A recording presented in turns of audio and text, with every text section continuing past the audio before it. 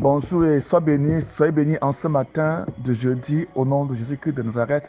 Nous bénissons le nom de l'Éternel des armées qui nous a accordé la grâce d'être là ce matin pour écouter parler de lui au nom de Jésus-Christ de Nazareth. Mon nom c'est Bled Bethem. Mon contact appelle WhatsApp sur plus 237 695 766 15 25. Ce matin, nous allons continuer, n'est-ce pas, dans Matthieu chapitre 4, nous parlerons de la tentation, n'est-ce pas? Pourquoi est-ce que, n'est-ce pas, le Saint-Esprit, n'est-ce pas, a permis à Jésus d'aller au désert? Vous voyez qu'après le baptême de Jésus dans Matthieu chapitre 3, directement après avoir reçu le Saint-Esprit qui descendit sur lui sous forme corporelle d'une colombe, la Bible déclare clairement que le Saint-Esprit dirigea Jésus au désert pour être tenté par le diable. Vous voyez que l'Esprit de Dieu n'a pas dirigé Jésus dans une salle de fête, dans un endroit plein de mets précieux, dans un endroit plein, n'est-ce pas, de victuailles, mais plutôt il a dirigé dans la pire des endroits, dans le pire des lieux de l'époque, le désert. Le désert, c'est un endroit aride dans lequel il n'y a pas d'eau, il n'y a pas d'arbre, il n'y a pas d'ombrage, il n'y a pas de vie, il n'y a pas d'alimentation, il n'y a que, n'est-ce pas, du sable chaud, du sable mouvant, des serpents, des pierres, n'est-ce pas, une chaleur torride, n'est-ce pas, il n'y a pas, n'est-ce pas, c'est pas un lieu habitable. C'est là-bas que le Saint-Esprit dirigea Jésus. Comment est-ce que l'Esprit de Dieu peut donc diriger un être humain, n'est-ce pas, au désert?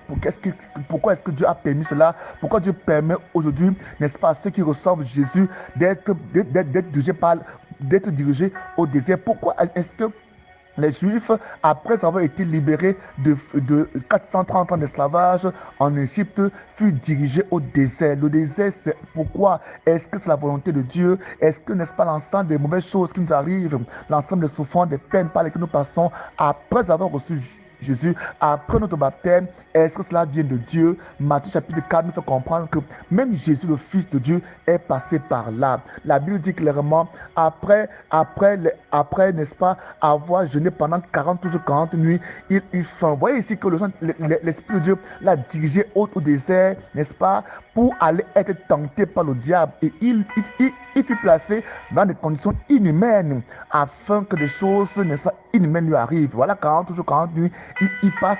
Puis, le 40e jour, pendant ces 40 jours, la Bible dit que le tentateur s'approcha de lui et lui dit: si tu es le Fils de Dieu, ordonne à ses pieds de se changer en pain. Ici, ce texte est important parce qu'il nous révèle la véritable nature de Satan. Satan, c'est d'abord un tentateur qui passe par nos faiblesses pour nous tenter. Vous voyez ici que Satan n'a pas tenté, n'a pas attendu que Jésus n'ait pas faim. Il n'a pas attendu que Jésus soit rassasié. Non, il a attendu que Jésus aide, soit dans le besoin alimentaire, soit dans un besoin de nutrition, soit dans un besoin précis, avant de le pousser à la faute. Donc de le pousser à lui obéir. C'est pourquoi il dit à Jésus, ici au verset 3, la Bible dit que si tu es le Fils de Dieu, ordonne à ses pieds de se changer en pain.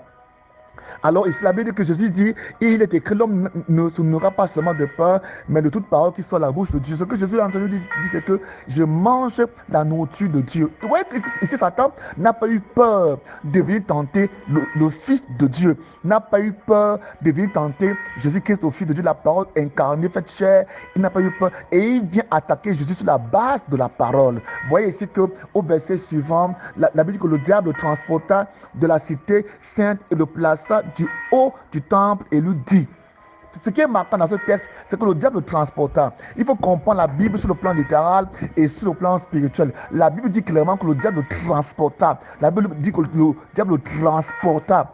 Comment le transporta-t-il? Par avion, par train? Non. La Bible nous fait comprendre qu'il fut transporté pas par l'Esprit de Dieu, mais par Satan. Vous voyez donc que Dieu peut permettre certaines choses dans la vie d'un enfant de Dieu. Dieu peut permettre que le tentateur te touche, n'est-ce pas, te tente, n'est-ce pas, vient vers toi pour voir ce qui est en toi. La Bible nous fait comprendre que quand il le place du haut du sommet du temple de Dieu, vous voyez qu'il est parti de placer Jésus au sommet du temple de Dieu. Il n'est pas de placer Jésus au sommet du temple royal, c'était au sommet du temple de Jérusalem. Et il lui dit, si tu es le Fils de Dieu, lance-toi dans le vide, car il est écrit, il ordonnera à ses anges à ton sujet et ils te porteront sur les mains pour que ton pied ne heurte une pierre. Amen. C'était très fort. Alors ici, il montre, il sait bien que Jésus-Christ est le Fils de Dieu, Jésus-Christ est Dieu, Jésus-Christ est le roi, parce que la Bible nous dit que les Juifs ont compris que quiconque fils de Dieu se fait égal à Dieu. Alors, il lui dit, vas-y, jette-toi dans le vide parce que il est écrit dans la parole. Vous voyez qu'il tente Jésus ici maintenant sur la deuxième base, la base de la parole. La première tentation était basée sur la base, n'est-ce pas, du besoin humain, du besoin charnel. Maintenant, il va maintenant toucher Jésus sur le plan spirituel, sur la base, n'est-ce pas, de son statut de fils de Dieu. Amen. Alors, qu'est-ce que Jésus-Christ va répondre? Il ne se laissera pas entraîner par ce mouvement de révélation, mais il va lui dire, il est aussi écrit, oui, il est écrit, mais il est aussi écrit. Amen. Tu ne forceras pas la main de ton Seigneur, ton Dieu. Donc, il nous montre que, ici, il ne peut pas forcer la main de son Seigneur, son Dieu, pour montrer que, face à la tentation, nous devons apprendre à répondre par la parole de Dieu.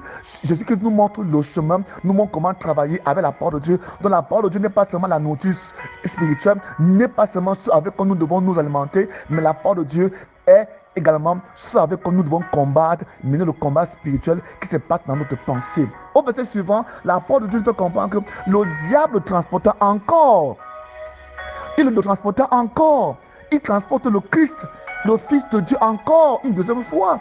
Et il le transporte où? Sur une très haute montagne.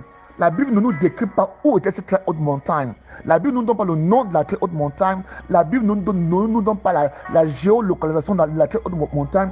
Il nous a dit, il le transporta dans une très haute montagne. Vous voyez ici que les tentations que Satan vient livrer à Jésus vont graduellement. Ça commence d'abord sur le plan humain, par la famine, n'est-ce pas, et le pain. Ensuite, sur le plan du temple. Et après, il va un peu plus loin. Et je pense que là, ils vont aller très très loin, au plus haut sommet de la montagne du monde à cette époque, n'est-ce pas? Le diable le transporta là et lui montra tous les royaumes du monde et leur magnificence. Il lui montra tous les royaumes du monde et leur magnificence et il lui dit, prosterne-toi devant moi et adore-moi. Si tu te prosternes, je te les donnerai parce que toutes ces choses-là m'ont été données. Amen. Jésus lui dit, va-t'en Satan, car il est écrit, tu adoreras le Seigneur ton Dieu et c'est à lui seul que tu rendras culte. La Bible dit que, verset 11, là-dessus, le diable le laissa. Dans notre texte, la Bible dit que le diable le laissa pour revenir à un temps plus convenable, à une époque plus convenable. Écoutez bien, ici ce texte nous montre que si Satan n'a pas épargné Jésus, le Fils de Dieu, qui avait la grâce, l'autorité, la puissance, qui avait, n'est-ce pas, le statut de Fils de Dieu, ce n'est pas toi et moi qui l'épargnera. Et nous sommes tentés sur tout point, par nos besoins, par nos désirs, sur notre statut, dans notre ministère, sur tous les points, même dans la convoitise. Vous voyez, c'est que la dernière tentation, il montre, n'est-ce pas, la gloire du monde.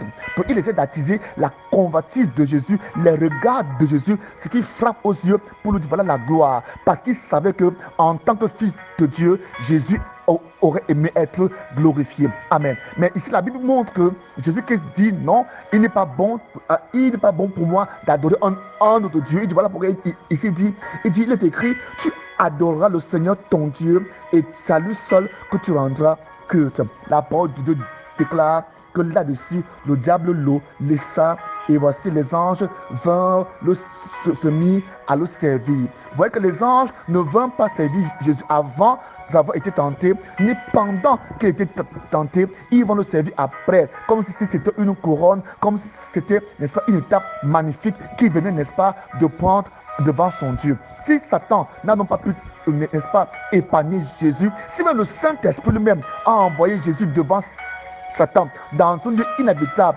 dans un lieu qui n'était pas propice à la vie, ce n'est pas nous qui sera épargné. Dieu a permis, n'est-ce pas, que son fils aille au désert. Pour lui, c'était une épreuve, mais n'est-ce pas, pour Dieu, c'était une épreuve, c'était un moyen d'éprouver son fils, c'était un moyen. Vous vous souvenez que la même épreuve avait été donnée à Adam et Ève, mais ils sont échoués. Mais on voit Jésus affronter Satan au désert et être vainqueur. Voilà pourquoi quand il sort du désert, il est revêtu de la puissance de Dieu. Quand il entre dans les eaux du baptême, il est, n'est-ce pas, baptisé du Saint-Esprit, mais après avoir affronté Satan au désert, sa chair même a été traité au désert pendant 40 jours. Quand il sort du désert, il est revêtu de la puissance du Dieu très haut. Alors ce matin, que Dieu t'accorde la grâce d'avoir la victoire sur toutes tes tentations, sur toutes tes épreuves, et que tu sois revêtu de la grâce, revêtu de la gloire, revêtu de toute la puissance de Dieu, au nom de Jésus-Christ. Amen.